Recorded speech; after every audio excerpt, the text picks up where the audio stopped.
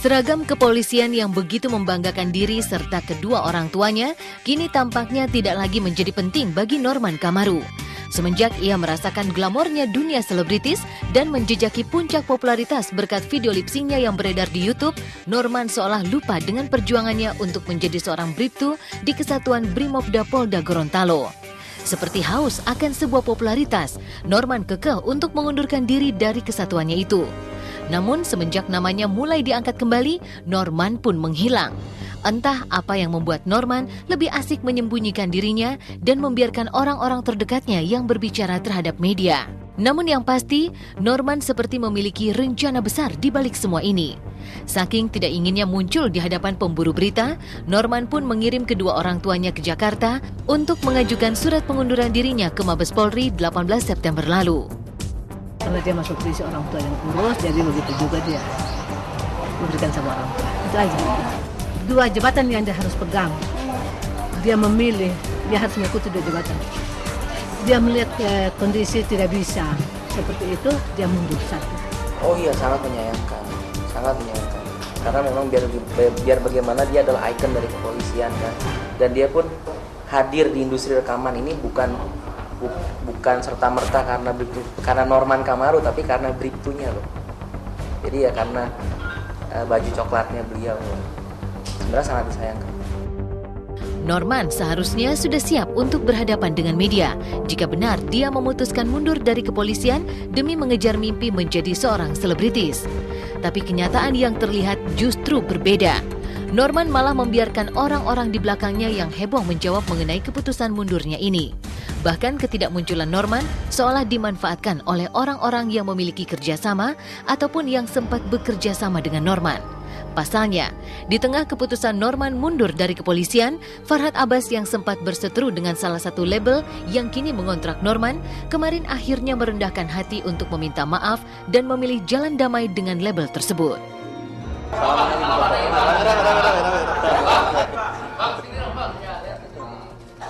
Saya atas nama pribadi sebagai pencipta lagu, sebagai produser, ya dengan ikhlas ya, dengan serendah-rendahnya mengajukan permohonan maaf ya. Baik, saya sampaikan saya lisan maupun tulisan. Apabila ada beberapa keterkaitan dengan penyanyi polisi Bribtu Norman, itu mungkin ada kesalahpahaman selama ini sehingga berakibatkan ujungnya itu saling melapor. Seorang pengacara dan sebagai seorang seniman, saya berharap dengan jiwa besar ini bukan berarti menyangkut masalah kalah atau menang, tapi harapan saya mudah-mudahan baik pribadi Norman Kamaru maupun pribadi atau perusahaan daripada PT Falcon bisa berkembang di dunia musik Indonesia. Kami juga tidak lepas dari salah, Pak Farhad. Artinya kami juga manusia, tentunya tidak luput dari salah. Hanya Allah yang sempurna begitu ya. Sehingga kami juga dalam rangka ini kami meminta maaf juga kepada Pak Farhad. Ya kalau awalnya saya nggak tahu kenapa. Awalnya saya yang mudah main PT Falcon aja, ingin berkembang dan menyampaikan kepada pimpinan silahkan. Di tengah jalan pada saat kita mau konferensi pers hari Selasa, hari Sabtunya ternyata Norman mundurkan diri. Nah jadi di luar dugaan saya juga. Entah apa rencana besar yang akan dilakukan oleh Norman. Namun berada di bawah naungan label yang telah mengontraknya, Norman benar-benar berharap bisa menjadi penyanyi terkenal. Setelah dikontrak secara resmi, Norman begitu banyak memiliki permintaan. Tidak hanya meminta untuk dibuatkan satu album saja, namun Norman juga meminta untuk dibuatkan sebuah film oleh labelnya itu.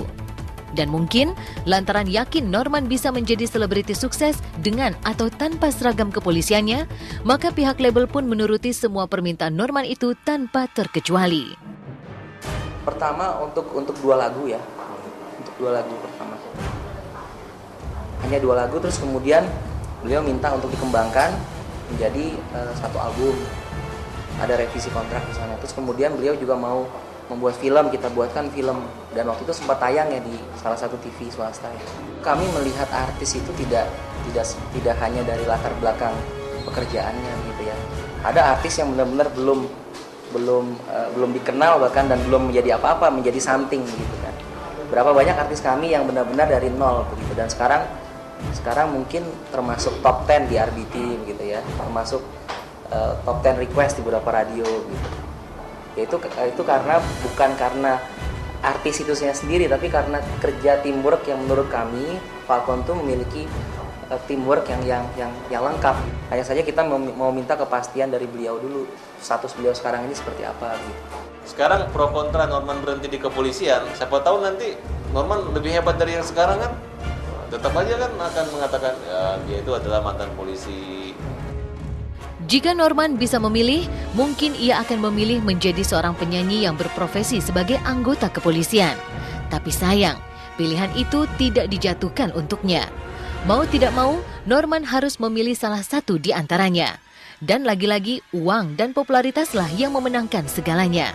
Norman rela menanggalkan seragam kepolisian yang sudah cukup lama dikenakannya itu karena kabarnya ia dikontrak hampir mencapai 5 miliar oleh label musiknya. Dari awal kami juga sudah keluar uang yang cukup besar. Itu bagi kami investasi begitu ya, dan kami akan segera akan bukan segera, emang kami sudah wajib untuk mengurus beliau. Kalau menurut saya pribadi, kakaknya, kita sayang juga si Norman keluar dari kepolisian. Karena kita maunya kalau boleh dua-dua sih. Tapi itu kan semua Norman kan yang merasakan. Jadi dia mengambil keputusan mengundurkan diri, kita sih oke-oke saja. Soal tawaran tidak ada. Kami dari keluarga kami tidak melihat sisi uangnya. Tidak melihat ekonomi, tidak melihat apapun. Kami dari ekonomi biasa, jadi tidak pengaruh itu buat kami. Tanpa seragamnya, banyak orang yang meragukan kesuksesan Norman di industri musik tanah air ini. Karena tidak dapat dipungkiri bahwa seragam kepolisiannya lah yang membuat ia terlihat istimewa. Tapi berbagai anggapan itu tidak lantas membuat label musik yang mengontraknya berbalik meragukan Norman. Mereka justru menjanjikan akan menjadikan Norman sesuatu jika kelak ia sudah benar-benar berkecimpung di dunia musik. Dan janji itu pun ditepati dengan Norman membuat sebuah video klip single bertajuk Cinta-Cinta. Dengarkanlah isi hatiku, jangan cinta hanya untukmu juwitan.